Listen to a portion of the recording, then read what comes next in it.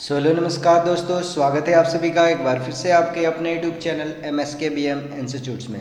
तो हमारे प्यारे स्टूडेंट, आज मैं आप लोगों के लिए आपके अमित सर आज लेकर आए क्लास 12th CBSE का सैम्पल पेपर टर्म 1 के लिए। तो बच्चों मैं बता दूं, ये जो सैम्पल पेपर है आपके CBSE के साइट पे दी हुई है, तो मैं आज उसी पेपर को, एक पेपर जो दिया हुआ उसको सॉल्व कराने वाला हूँ MCQ पैटर्न पे। जैसा कि आप लोगों को पता है कि टर्म 1 में MCQ आने वाले, तो उसका सारा सीरीज में आप लोगों को लेकर आऊँगा। ये पूरा सैम्पल पेपर है, पूरे आपके सिलेबस जो मैथ्स के उसके दिए हुए हैं, तो उसका मैं सॉल्व कराऊंगा। और इसके बाद में जो सीरीज चलेगा वो आपका चैप्टर वाइज चलेगा। ठीक है हमारे स्टूडेंट, तो चलिए हम लोग क्वेश्चन की ओर बढ़ते हैं और देखते हैं ये क्वेश्चन क्या है। ठीक है, स्क्रीन पे आपको दिख रहा होगा कि मैक्सिमम 40 मार्क्स के पूछे जाएंगे। सेक्शन ए में 20 क्वेश्चन हैं, जिसमें से आपको 16 करने हैं। सेक्शन बी में 20 फिर भी उसमें 16 ही करने हैं। सेक्शन सी में आपके 10 क्वेश्चन हैं, जिसमें से आपको अटेम्प्ट सिर्फ 8 लेने हैं। ठीक है हमारे स्टूडेंट, और जिन लोगों को नहीं पता है कि अगर क्या सा नेगेटिव मार्किंग वगैरह है, तो ऐसा कोई नेगेटिव मार्किंग नहीं है, सारे क्वेश्चन इक्वल 1-1 मार्क्स के होंगे। ठीक है स्टूडेंट, चलते हैं हम लोग अपने क्वेश्चन की ओर। ठीक है, तो देखिए क्वेश्चन सबसे पहला क्या कह रहा है, sine of π/3 minus sine inverse of -half. तो ये आप इनवर्स ट्रिग्नोमेट्री में पढ़े होंगे कि साइन इनवर्स ऑफ -x क्या होता है, minus of sine inverse x होता है। तो बस इसको पुट कर दीजिए और का आंसर आ गया आपका। तो यहाँ से आप जैसे ही पुट करिएगा तो ये आपका क्या आएगा, साइन ऑफ π/3 माइनस, तो माइनस माइनस प्लस आप कर सकते हो, साइन इनवर्स ऑफ हाफ।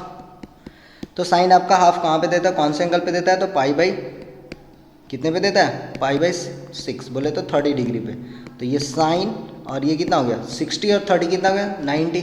तो साइन 90 डिग्री कितना होता है हमारे स्टूडेंट, बताइए कितना होता है 1। तो आपका आंसर कौन सा जाएगा, डी ऑप्शन। ठीक है हमारे स्टूडेंट, ये बहुत आसानी से था, इसमें हम लोग ने यूज़ किया sign inverse of -x minus of sine inverse x। अब देखिए नेक्स्ट क्वेश्चन आपका क्या कहता है, वैल्यू ऑफ के फाइंड करना है। ध्यान दीजिएगा के बोल चुका है कि लेस देन 0 होगा। ठीक है, for which the function define f(x = 1 minus cos of x upon x sine x, कब, जब x नॉट इक्वल टू 0 है, और हाफ दिया हुआ है जब x इक्वल टू 0 है। कंडीशन क्या दे रखा है कि ये जो फंक्शन है वो कंटिन्यूअस है x इक्वल टू 0 पे।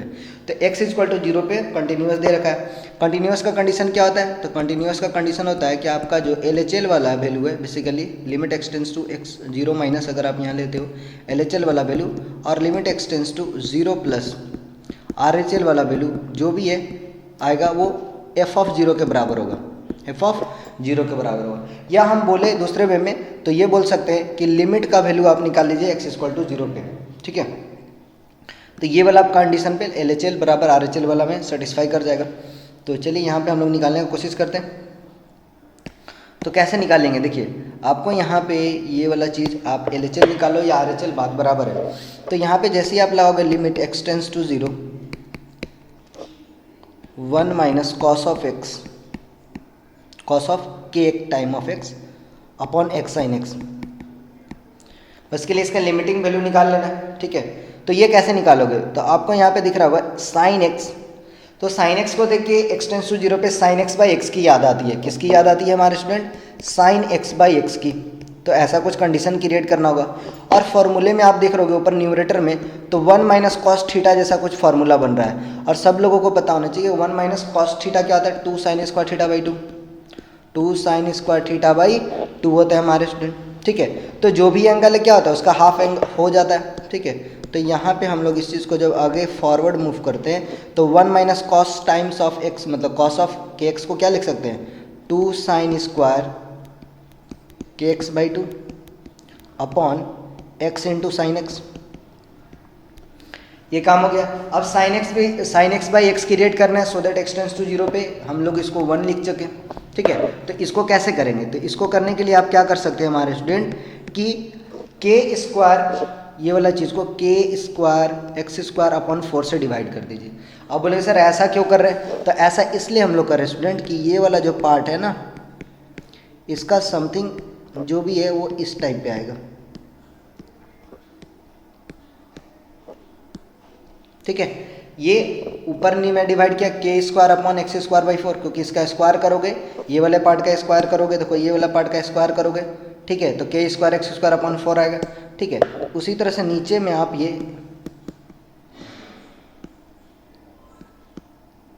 k² x²/4 कर दो। ठीक है, तो बताइए एक्सटेंस टू 0 पे ये वाला पार्ट तो 2 इंटू 1 होने वाला है,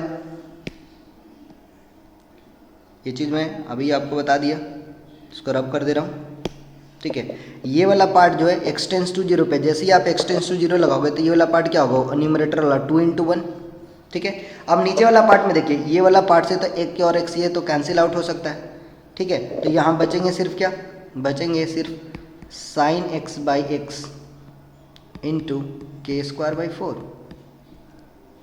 ठीक है, या यूँ बोले तो ये आ गया बेसिकली 2 इंटू 4 टाइम्स ऑफ के, अब के स्क्वायर आपका यहाँ बच रहा है। ठीक है, into sine x by x, तो साइन एक्स बाई एक्स।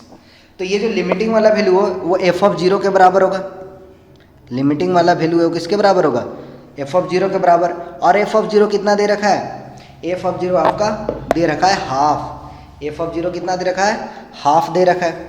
ठीक है हमारे स्टूडेंट, ठीक है, तो अगर आप हाफ दे रखा है तो इसको जैसे ही आप हाफ से इक्वेट करोगे, ठीक है, तो ये वाला पार्ट तो आपको क्या दिख रहा होगा, ये वाला पार्ट तो खुद दिख रहा होगा लिमिट एक्सटेंस टू 0 पे। अगर आप यहाँ से लिमिट एक्सटेंस टू 0 लगाओगे हमारे स्टूडेंट, तो ये वाला पार्ट तो 1 हो रहा होगा, तो बेसिकली आप क्रॉस मल्टीप्लाई करोगे तो आपका क्या आएगा, 4 इक्वल टू 4 अपॉन के स्क्वायर, तो के स्क्वायर इक्वल टू क्या आ गया 1, के स्क्वायर बराबर यहाँ पे क्या आ गया स्टूडेंट 1।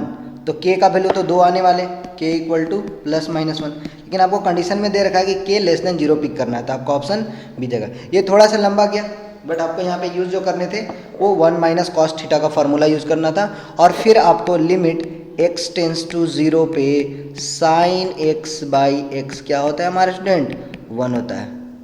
ठीक है, इस चीज़ का ध्यान रखना।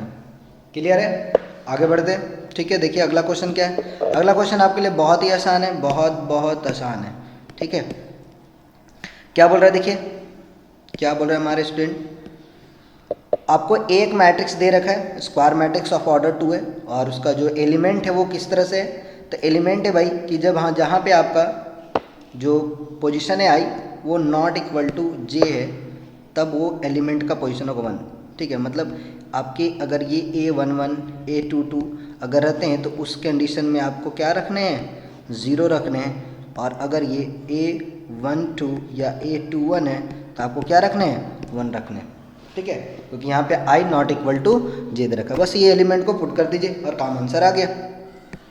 तो A11 तो पहले फर्स्ट रो फर्स्ट कॉलम, तो ये तो 0 आने वाले, फर्स्ट रो सेकंड कॉलम 1 आने वाले, सेकंड रो फर्स्ट कॉलम 1 आने वाले, है ना, सेकंड रो सेकंड कॉलम क्या आने वाला 0 आने वाले। तो ये आपका कौन सा ऑप्शन दिख रहा है, डी ऑप्शन। कौन सा है, ठीक है, अच्छा ए स्क्वायर पूछा है, एक्चुअली आपसे क्या पूछा है, ए स्क्वायर पूछा है, तो ये तो मैंने सोचा ये दे रखा है। ठीक है, ए स्क्वायर पूछा है तो इसको 2 बार मल्टीप्लाई कर दीजिए, ए स्क्वायर क्या होगा ए इंटू ए।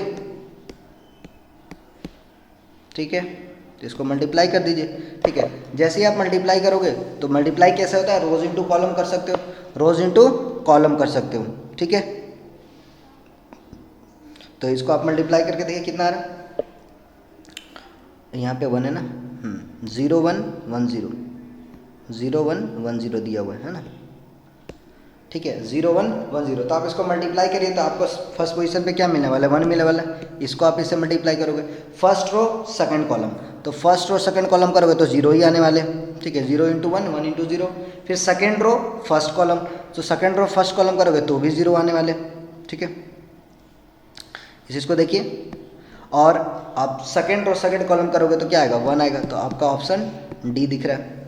ठीक है, इसको आप 1 इंटू 1 0 इंटू 0 तो 1 ही आएगा। ठीक है, 1 इंटू 0 0 और 0 इंटू 1 0 ही आएगा। ठीक है, आप मल्टीप्लाई करके देख सकते हो, तो आपका ऑप्शन डी चला गया। चलिए हम लोग नेक्स्ट स्टूडेंट अपने अगले क्वेश्चन में चलते हैं। वैल्यू ऑफ के for which this matrix is a singular matrix, तो आपको कंडीशन मालूम होना चाहिए कि एक मैट्रिक्स सिंगुलर मैट्रिक्स कब होता है, जब उसका डिटर्मिनेंट का वैल्यू 0 हो जाए, तब उस केस में हम लोग जो मैट्रिक्स है उसको क्या बोलते हैं, सिंगुलर मैट्रिक्स बोलते हैं। कैसे मैट्रिक्स बोलते हैं, सिंगुलर मैट्रिक्स। तो कंडीशन बस वही है, डिटर्मिनेंट का वैल्यू निकाल दीजिए, और ये आपको बहुत आसानी से दिख रहा होगा कि क्रॉस मतलब ऑर्डर 2 का मैट्रिक्स है, तो कुछ नहीं, क्रॉस मल्टीप्लाई जैसा करना है, तो आप जैसे ही इसको निकालोगे बेसिकली ये वाला वैल्यू के 8 4 2k, तो मल्टीप्लाई करो क्रॉस, तो यहाँ से क्या 2k square minus 32 equal to 0, तो के स्क्वायर इक्वल टू क्या हो गया 16, तो के बराबर क्या हो गया प्लस माइनस 4। तो यहाँ से आपका 2 को वैल्यू के आ चुके हैं, ठीक है, सिंगुलर मैट्रिक्स के लिए, ठीक है। चलिए हम लोग नेक्स्ट क्वेश्चन में चलते हैं, ठीक है।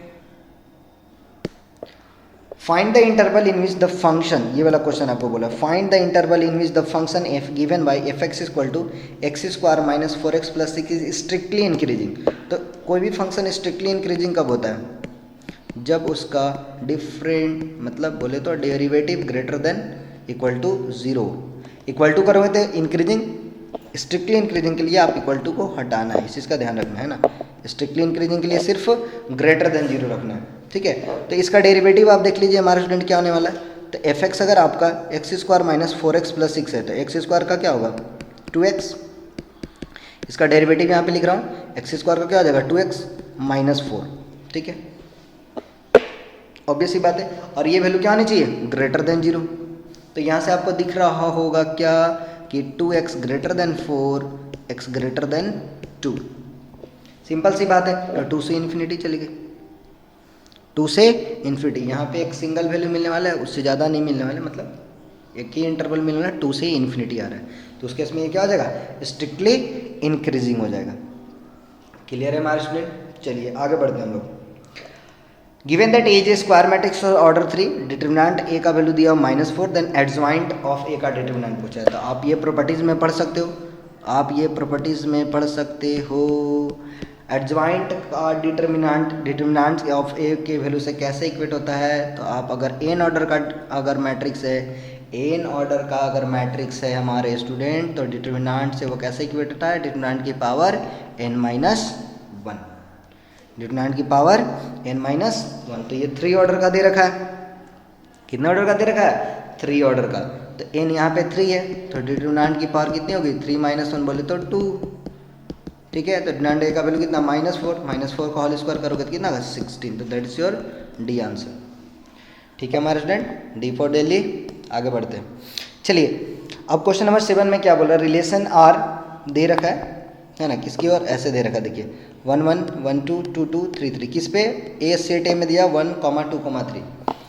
विच of the following order pair in R shall be remove to make it an equivalence relation in A. तो इक्विवेलेंस रिलेशन कब होता है? तो आपको मालूम होनी चाहिए, ठीक है, कि वो रिलेशन कब कब? रिफ्लेक्सिव, सिमेट्रिक और ट्रांजिटिव तीनों होने चाहिए, है ना। क्या क्या होने चाहिए? रिफ्लेक्सिव, सिमेट्रिक और ट्रांजिटिव, ठीक है, ये तीनों होने चाहिए। ट्रांजिटिव भी होने चाहिए, सिमेट्रिक भी होने चाहिए और रिफ्लेक्स भी होने चाहिए, ठीक है। तो जब आप ये चीज़ को गौर से देखते हो, ठीक है, तीनों का कंडीशन अगर आप फुलफिल कराते हो तो आप इसमें क्या हटा सकते हो? कौन सा हम हटा सकते हैं?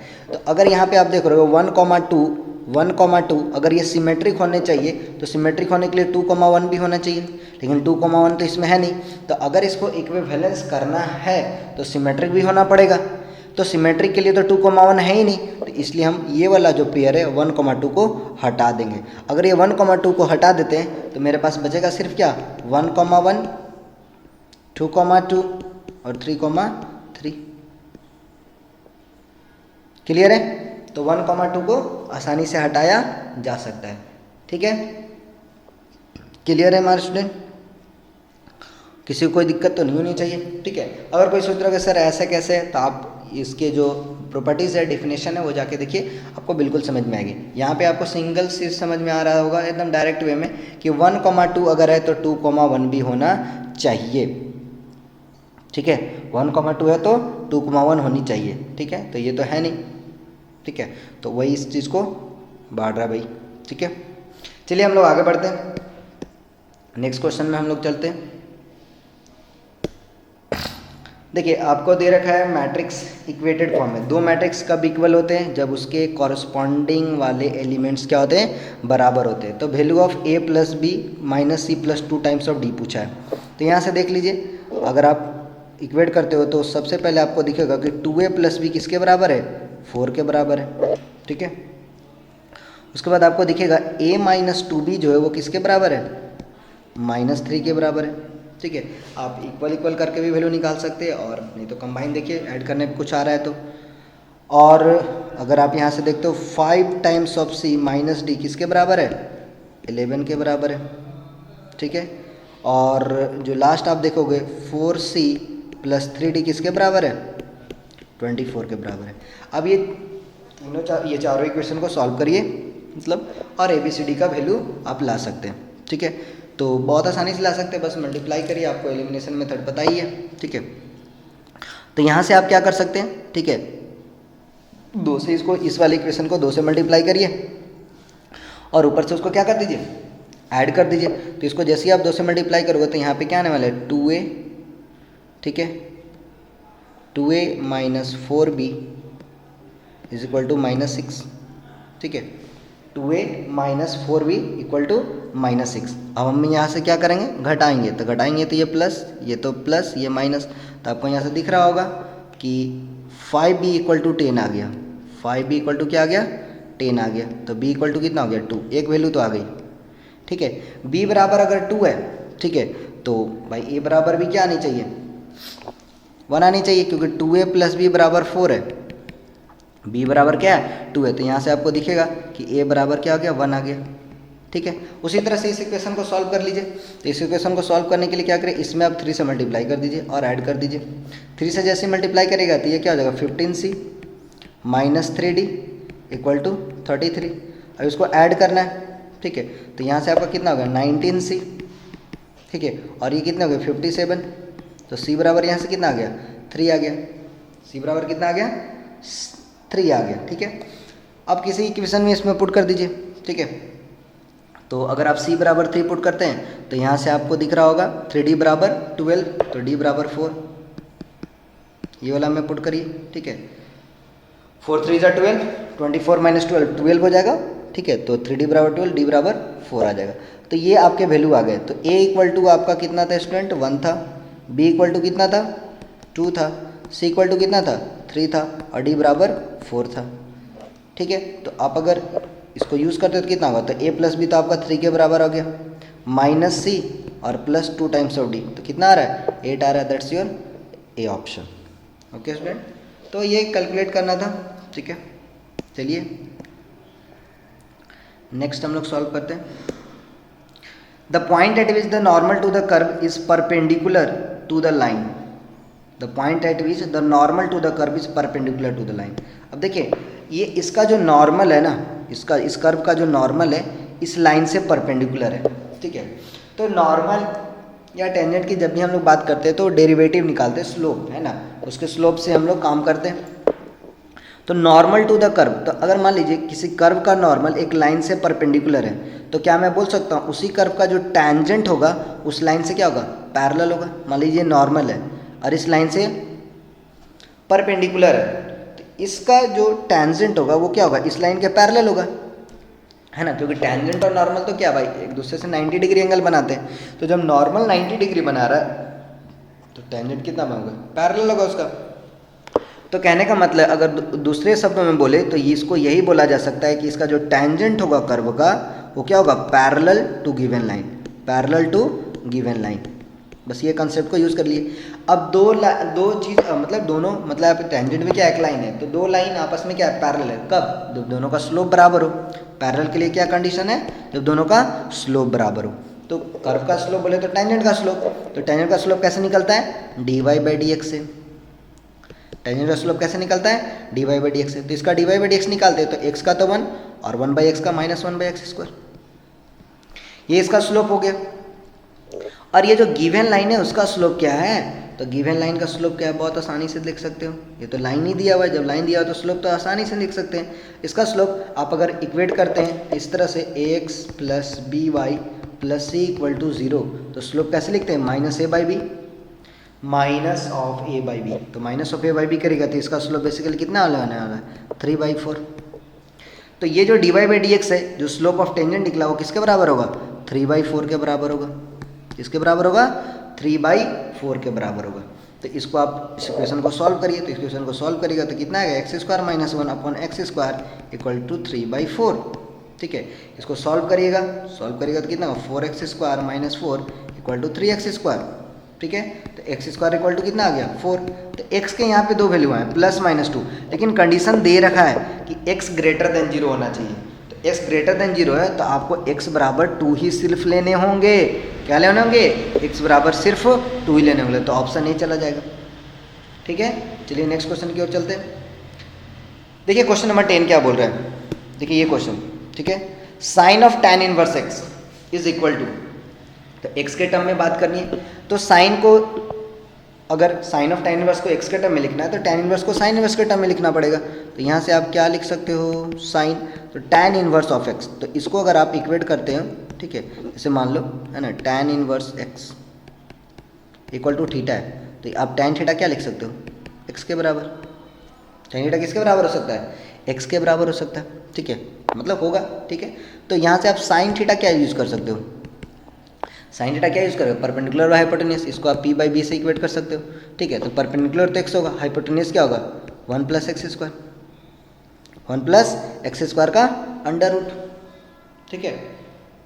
तो यहाँ से आपका क्या हो गया, theta equal to sine inverse of x upon 1 plus x square का होल स्क्वायर। तो ये इसको आप यूज़ करोगे तो sine inverse of sine x कटेगा, तो ये आपका मतलब कैंसिल आउट होगा, तो x upon under root of 1 plus x square आ जाएगा, ठीक है। ये सॉरी ये नहीं होगा, डी ऑप्शन होगा, ठीक है। तो ये आपका ऑप्शन डी चला जाएगा, ठीक है हमारे स्टूडेंट। चलिए नेक्स्ट क्वेश्चन की ओर चलते हैं। नेक्स्ट क्वेश्चन देखिए आपका क्या बोलता है, रिलेशन आर दिया हुआ है, ठीक है, सेट ए में, गिवन बाई आर, रिलेशन जो ए और बी क्या है, mod of a minus b जो क्या है मल्टीपल ऑफ 4 है, mod of a minus b क्या है मल्टीपल ऑफ 4 है, ठीक है। देन इक्विवेलेंस क्लास कंटेनिंग 1, तो 1 के साथ ऐसा क्या बन रहा होगा, ठीक है, 1 के साथ ऐसा क्या बन रहा होगा जो उसके इक्विवेलेंस को सेटिस्फाई करे, ठीक है।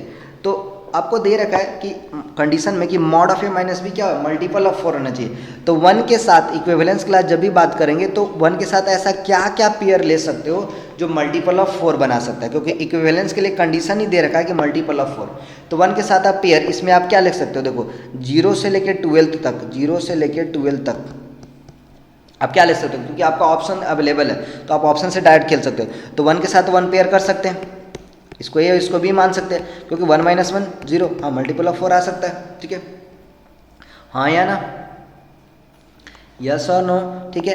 1 के साथ 5 ले सकते हैं, हाँ बिल्कुल ले सकते हैं, क्योंकि मॉड ऑफ 1 माइनस 5 क्या होगा 4 होगा, वो मल्टीपल ऑफ 4 है। 1 के साथ 9 ले सकते हैं, बिल्कुल ले सकते हैं, क्योंकि मॉड ऑफ 1 माइनस 9 क्या होगा 8, तो वो भी मल्टीपल ऑफ 4 है, मतलब ऑप्शन ए जाने वाला है, ठीक है हमारे स्टूडेंट। चलिए नेक्स्ट क्वेश्चन की ओर चलते हैं। देखिए नेक्स्ट क्वेश्चन क्या बोला, e की पावर x प्लस e की पावर y बराबर e की power x plus y, then dy by D x क्या करना है, dy by D x find करना है इसका। तो हम लोग क्या करेंगे, differentiating both side with respect to x। ये कैसा है आपका इक्वेशन, ठीक है, इस तरह का हम लोग यूज करेंगे यहाँ पे, ठीक है। तो आप दोनों साइड डिफ्रेंशिएट कर दिए x के रिस्पेक्ट में, तो e की पावर का x क्या होगा e की पावर x, लेकिन जब मैं e की पावर y का करूँगा तो e की पावर y तो करूँगा, लेकिन dy बाई डी एक्स साथ में लिखने पड़ेंगे, ठीक है, क्योंकि ये फंक्शन x का तो है नहीं, तो चेन रूल लग जाएगा। और e की पावर x प्लस वाई का तो e की पावर x प्लस वाई होगा, लेकिन x प्लस वाई का भी करना पड़ेगा चेन रूल के अकॉर्डिंग, तो x प्लस वाई का करोगे तो x का 1 और y का D Y by D x. अब D Y by D x क्या करिए, एक साथ ला दीजिए, जो D Y by D X के साथ दिख रहा होगा, तो D Y by D X जो दिख रहा है उसको एक साथ रखिए, तो आपको दिख रहा होगा e की पावर y, ठीक है, और माइनस ऑफ e की पावर x प्लस वाई, ठीक है। इधर राइट हैंड साइड में आपका क्या बच गया e की पावर x प्लस वाई, ठीक है, इस चीज़ को हम लोगों ने इधर ला दिया, ठीक है, d Y by D x e की पावर y माइनस e की पावर x प्लस वाई, ठीक है, और यहाँ पे आपका माइनस इधर आ गया e की पावर x, ठीक है। अब देखिए क्या आ रहा है, डिवाइड करके देख लीजिए, ठीक है। तो यहाँ से आप लोगों को सॉल्व करिए और देखिए क्या आ रहा है, ठीक है। अगर आप यहाँ पे चाहे तो e की पावर x प्लस वाई की जगह पे पुट भी कर सकते हैं, है ना, e की पावर x प्लस वाई की जगह पे आप पुट कर सकते हैं, e की पावर x प्लस वाई की जगह पे क्या पुट कर सकते हैं, ये तो डायरेक्ट e की पावर x हो जाएगा, देखो ये वाला वैल्यू ना e की पावर x प्लस वाई, क्या बोले तो e की पावर y माइनस e की पावर x प्लस वाई, वो किसके बराबर हो जाएगी, माइनस ऑफ e की पावर x के बराबर, है ना। यहाँ से देखिए ये चीज़ को आप यहाँ से लिख सकते हो e की power y minus of e की power x plus y equal to minus of e की पावर x, ठीक है। तो ये e की पावर x माइनस साइन के साथ, ठीक है। उसी तरह से e की power x plus Y minus of E की पावर एक्स कितना होगा, ई की पावर वाई के बराबर। ठीक है, तो बस आंसर आ गया आपके स्टूडेंट, ई की power y minus of E की पावर एक्स नीचे में आ जाएगा, तो ई की power y minus x negative sign के साथ, तो ऑप्शन सी आपका चला गया। ठीक है हमारे स्टूडेंट, माइनस आपका रहेगा, इस चीज़ का ध्यान रखिएगा। ठीक है, ऑप्शन देख सकते हैं, काम तो यही करना था। अब देखिए अगला क्वेश्चन क्या है, गिवन मैट्रिक्स ए और बी दिया रखा है order.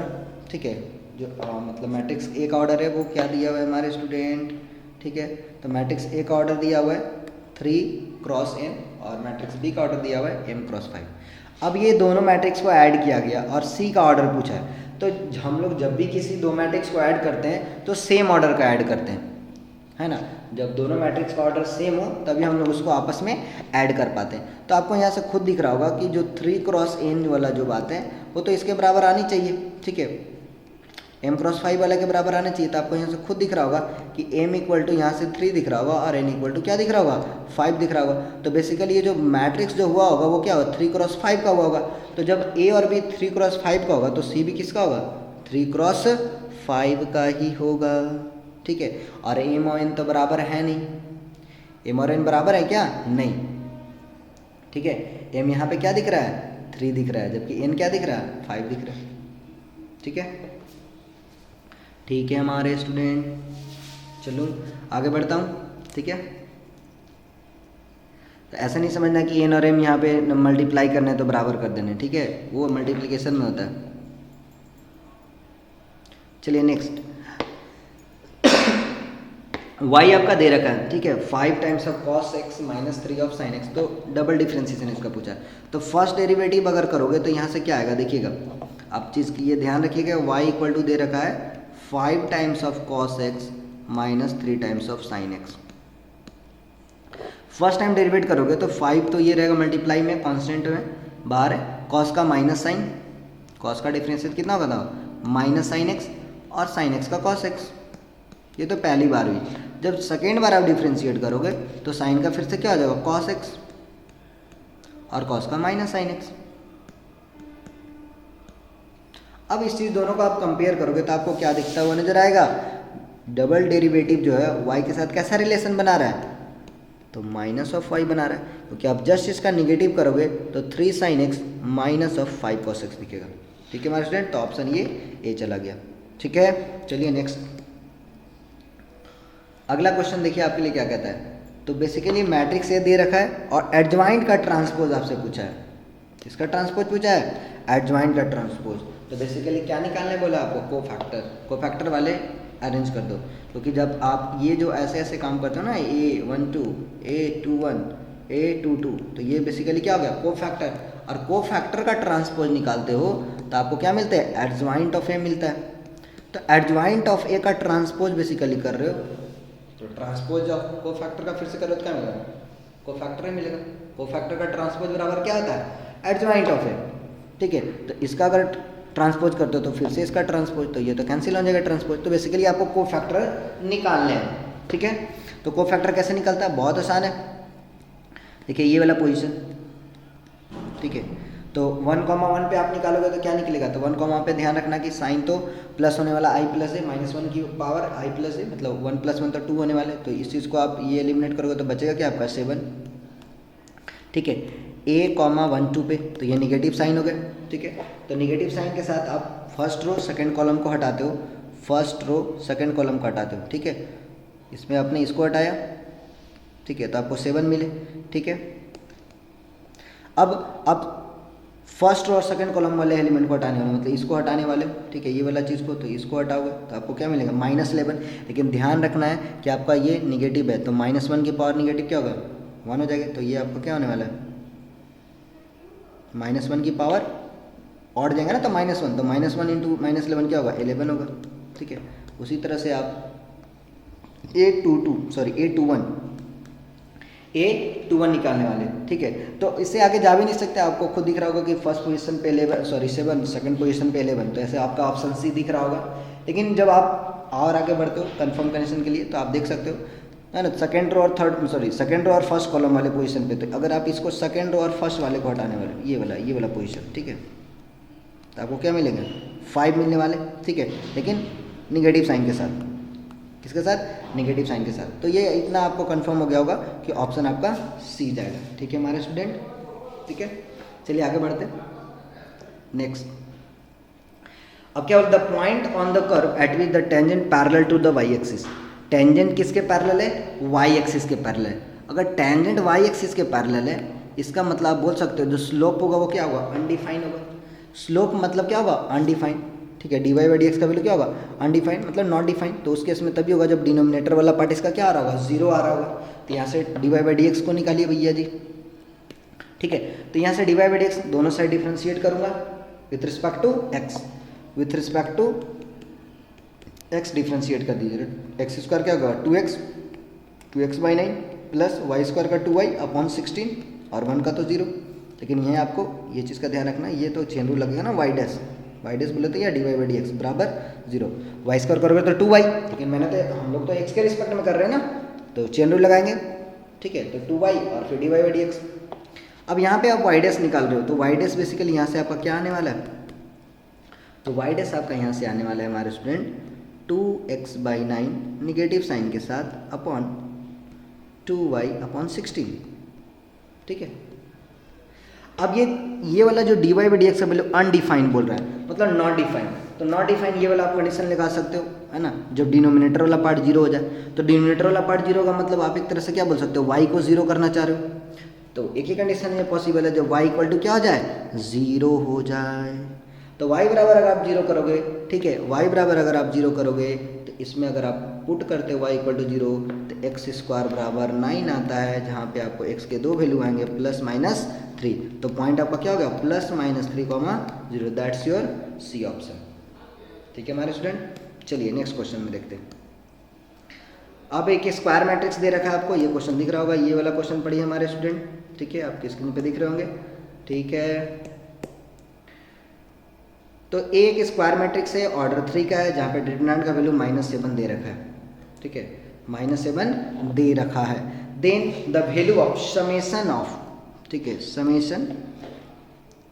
Summation of respective element को मल्टीप्लाई कर रहा है हमारे स्टूडेंट उसके कोफैक्टर से। रिस्पेक्टिव एलिमेंट को मल्टीप्लाई कर रहा है उसके कोफैक्टर से। ठीक है, i इक्वल टू 1 से लेके 3 तक गया हुआ है। तो बेसिकली ये कहना क्या चाह रहा है, ये आप प्रॉपर्टीज ऑफ डिटरमिनेंट में पढ़ोगे कि रिस्पेक्टिव एलिमेंट को जब उसके कॉरस्पॉन्डिंग, मतलब आप बोल सकते हो कॉरस्पॉन्डिंग एलिमेंट को उसके रिस्पेक्टिव कोफैक्टर से मल्टीप्लाई किया जाता है और उसका समेशन लेते हो तो वो किसके वैल्यू के बराबर देता है? डिटरमिनेंट ऑफ ए के बराबर देता है। किसके बराबर देता है? डिटरमिनेंट ऑफ ए के बराबर देता है। क्योंकि डिटरमिनेंट में देखो आप यही करते हो। ठीक है, किसी भी चीज़ को आप निकालते हो, जैसे यहाँ पे एक सिंपल ऐसे दे रहा हूँ। ठीक है, इस चीज़ को सोचिए, मैं एक सिंगल चीज़ का बता रहा हूँ, प्लस माइनस, ठीक है, सॉरी, प्लस माइनस प्लस इस तरह से करके बढ़ते हो। तो ये रिस्पेक्टिव एलिमेंट हो गया, रिस्पेक्टिव एलिमेंट। और बेसिकली आप करते क्या हो, इसका कोफैक्टर ही तो निकाल रहे हो, देख रहे हो ना, प्लस साइन ले रहे हो, ठीक, इससे मल्टीप्लाई करते हो, इससे फिर मल्टीप्लाई करके निगेटिव करते हो और 1 में इस क्या अटैच करते हो, 3 × 4 - 2 × 4। तो रिस्पेक्टिव एलिमेंट को आप उसके कॉरस्पॉन्डिंग कोफैक्टर से मल्टीप्लाई करते हो, उसका समेशन लेते हो, तो बेसिकली आपको डिटरमिनेंट ऑफ ए की वैल्यू आती है और वो कितना दे रखा है? -7 के बराबर। तो ये डायरेक्ट आपका ऑप्शन बी हो गया। ये प्रॉपर्टी याद रखिएगा। ठीक है, चलिए हम लोग नेक्स्ट क्वेश्चन देखते हैं। y बराबर लॉग ऑफ कॉस e की power x then dy by D x. तो यहाँ पे दिख रहा होगा कि more than one function involve है, मतलब आपका कंपोजिशन ऑफ फंक्शन इन्वॉल्व है। तो बेसिकली बोले तो चेन रूल लगाने। तो पहले हम लोग किसके रिस्पेक्ट में करेंगे? किसके रिस्पेक्ट में? कॉस ऑफ e की पावर x में। फिर किसके रिस्पेक्ट में भैया? e की पावर x में। फिर x के रिस्पेक्ट में, इस तरह से। तो आप बेसिक फंक्शन तो लॉग जानते हो, तो लॉग का क्या होता है? 1/x। तो जिसको मैंने मतलब लॉग x का क्या होता है? 1/x। तो 1/cos ऑफ e की पावर x। लेकिन जिसको मैंने x माना वो तो x था ही नहीं, ठीक है, वो तो cos ऑफ e की पावर x निकला। तो अब cos ऑफ e की पावर x का करेंगे, तो cos ऑफ e की पावर x का करेंगे तो क्या आएगा? माइनस ऑफ साइन e की power x, minus of sine e की पावर x। ठीक है, अब e की पावर x का करना है ना, किसकी कर रहे हैं? e की पावर x। तो e की पावर x का क्या होगा? e की पावर x। तो माइनस ऑफ साइन e की power x upon cos e की पावर x क्या होगा? माइनस ऑफ tan e की पावर x। और ये e की पावर x ऐसे ही मल्टीप्लाइड है, तो आपका ऑप्शन डी चला गया। ठीक है हमारे स्टूडेंट, चलिए नेक्स्ट क्वेश्चन देखते हैं। ठीक है, अब देखिए ये वाला क्वेश्चन नंबर 19 है, बहुत आसानी से आप बना सकते हो, ठीक है। इसको आप ऑप्शन मैच भी कर सकते हो, मैं आपको हिंट दे रहा हूँ, ठीक है। क्या बोला, based on the given centered region the feasible region in the graph at which the points in the objective function z बराबर 3x + 9y मैक्सिमम होगा, ठीक है। तो आपके जो कॉर्नर पॉइंट है उसका आप वैल्यू आप लिखते जाओ, ठीक है। तो आप इसका एक टेबल आप बना सकते हो, ठीक है। यहाँ से आपका 3x + 9y दे रखा है, ठीक है। ये z के बराबर है, मैक्सिमाइज करना है, ठीक है। तो आपका कौन कौन पॉइंट है, ठीक है। कितने पॉइंट दिए हैं, देखो ये a पॉइंट है, b पॉइंट है, c और d है, ठीक है। तो a पॉइंट बेसिकली 0,10 दे रखा है, ठीक है। b पॉइंट आपका क्या दे रखा है, b पॉइंट बेसिकली आपका दे रखा है 5,5, c पॉइंट बेसिकली आपको दे रखा है 15,15 और d पॉइंट जो दे रखा है वो दिया हुआ है 0,20। तो आप इसको पुट करोगे तो ये 19 आने वाले इसमें, ठीक है। अब इसमें आप पुट करते हो तो कितना वाला है आपको 15 और ये आपका कितना हो रहा है 45। तो 15 और 45 बेसिकली कितने होंगे 60 हो जाएंगे, ठीक है। बहुत आसान से दिख रहा होगा, बस आपको x और y का वैल्यू इसमें पुट करना है। जो कोऑर्डिनेट जो कॉर्नर पॉइंट का है इस वाले में पुट करिए, जो मैक्सिमम होगा वो मैक्सिमम आंसर आ जाएगा। 15 है, दोनों आप में 15 से मल्टीप्लाई कर दीजिए, ठीक है। तो आपका कितना 45 और प्लस आपका 232, ठीक है। आप देख सकते हो, तो आपका यहाँ से कितना आने वाला है 180, 135 + 45 180 आने वाला है, ठीक है। और फिर 0,20 पुट करोगे तो ये 180 आने वाला है, ठीक है। तो आपके C और D पे देख रहे हो, every point on the line segment C and D, ठीक है। तो C पे भी आ रहा है, ठीक है, और D पे। तो पॉइंट्स पूछा है, एट विच पॉइंट्स, ठीक है, एट विच पॉइंट्स। देखो S भी दे रखा है, पॉइंट और ब्रैकेट में देखा है S, तो 2 पॉइंट पे आ रहे हैं, C पे और D पे, ठीक है। C पे और D पे आपका जा रहा है, C पे भी जा रहा है और D पे, क्योंकि दोनों पे आपके सेम वैल्यू आ रहा है C, D, ठीक है। तो ये दोनों पॉइंट आप यूज़ कर सकते हो, ठीक है हमारे स्टूडेंट। चलिए नेक्स्ट क्वेश्चन की ओर बढ़ते हैं। इस तरह से जो मैक्सिमम वैल्यू आ गया जिस कोऑर्डिनेट पॉइंट पे वो आप यूज़ कर सकते हो। चलिए अगला क्वेश्चन देखिए क्या बोलता है। नेक्स्ट क्वेश्चन आपसे बोला है the least value of the function f(x) = 2 cos x + x in the closed interval 0,π/2।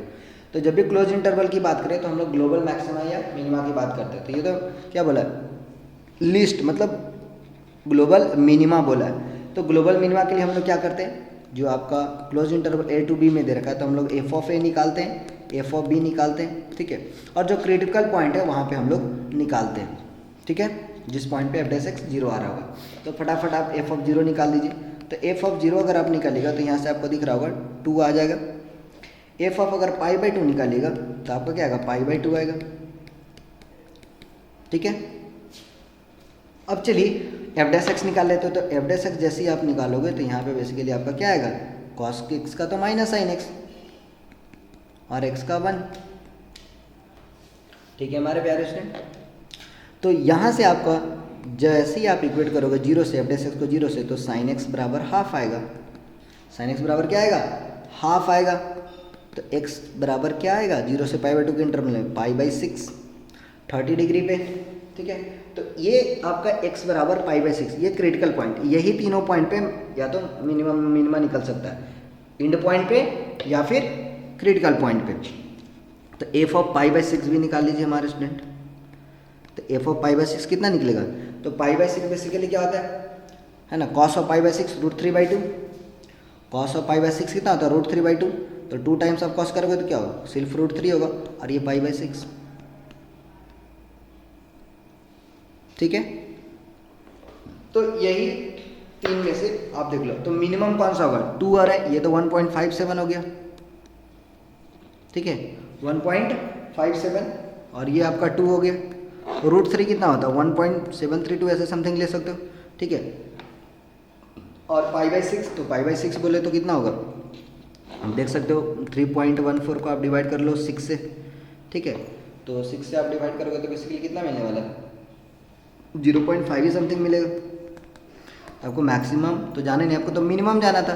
तो मिनिमम में तो क्या दिख रहा है π/2 ही दिख रहा है। मिनिमम क्या दिख रहा है π/2।